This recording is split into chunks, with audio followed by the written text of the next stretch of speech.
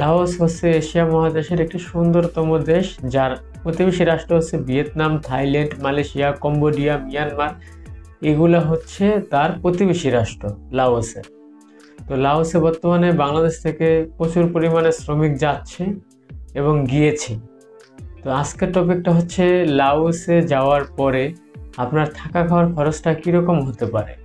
Basically যেটা আমরা দেখি কোম্পানি বিষয়ে, যে থাকাও কোম্পানি দেয়, খাবারও কোম্পানি দেয়। কিছু কোম্পানি থাকা প্রোভাইড করে, খাবার নিজের খেতে হয়। তো যাই হোক, এই সম্পূর্ণ বিষয় নিয়ে বিস্তারিত এই ভিডিওটি সম্পূর্ণ মনোযোগ সহকারে দেখবেন।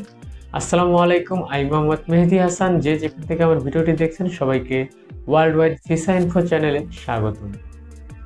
শুরুতেই একটি কথা বলবো, সেটা হচ্ছে যে প্রবাসে যাওয়ার পরে আপনার যেই অ্যাকোমোডেশন থাকা খাবার, এই ব্যাপারটা কিন্তু খুবই গুরুত্বপূর্ণ একটি বিষয়। যে বিষয়টা অনেক সময় সমস্যার মধ্যে পড়ে।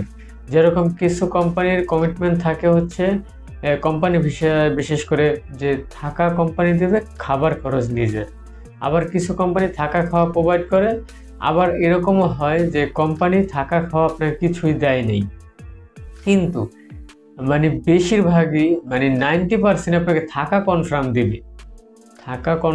এটা আপনি নিশ্চিত থাকতে পারেন। কিন্তু খাবারের ক্ষেত্রে কিছু কিছু কোম্পানি দেখা যায় নিজের খাবার। তো সেই ক্ষেত্রে থাকার ব্যাপারটা সেটা আপনাদেরকে বাংলা টাকায় আজকে সম্পূর্ণ বোঝাবো। তবু একটু ধারণা দিই আপনাদেরকে। লাওসে কিন্তু লাওটিন কিপ চলে, তাদের কারেন্সির নাম, তাদের মুদ্রার নাম। বাংলাদেশে 1 টাকা তাদের 177 টাকার বেশি পড়ে আর কি।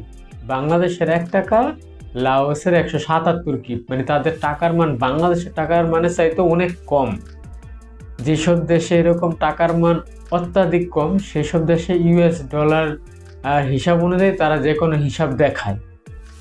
দেখেন, এটা তো আর আমেরিকা না, এখানেও কিন্তু বলা হয়েছে $350-400 বেতন, ইউএস ডলার। এটা কেন এইভাবে বলা হয়? এটা বলার কারণ হচ্ছে যে এইসব দেশের টাকার কারেন্সিগুলোর মান অনেক কম থাকার কারণে সহজে যাতে হিসাব করা যায়। এরকম লাওসে $350-400 ইউএস ডলার বেতন। তো এটা তো আর আমেরিকা না, এটা তো এশিয়া। তবু এখানে আপনার ডলারের হিসাব দেখানো হয়। কেন দেখানো হয়? টাকার কারেন্সির মান কম থাকার কারণে। বাংলাদেশের চাইতো তাদের টাকার মান খুবই কম। তারপরে যে মঙ্গোলিয়ার ক্ষেত্রে দেখেন, সেখানেও কিন্তু টাকার মান মঙ্গোলিয়ার অনেক কম, সেজন্য তারা ইউএস ডলারের হিসাব দেখায়। ভিয়েতনাম ইউএস ডলারের হিসাব দেখায়। ইউএস ডলারের হিসাবটা কি সবাই বোঝে।